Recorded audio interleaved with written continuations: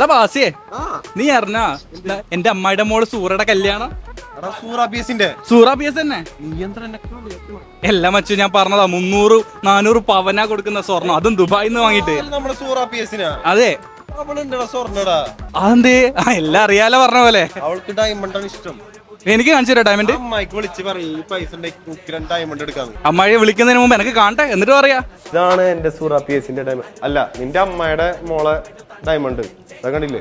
പിന്നെ നിന്റെ അമ്മായി ഇല്ലേ, അതായത് സൂറ പി എസിന്റെ ഉമ്മ, അവരോട് പറയും 300 പവനും 200 പവനും എന്ന് പറയുമ്പോ ഇവിടെ ഭയങ്കര വില കുറവാന്ന് മൂപ്പര് വിചാരം.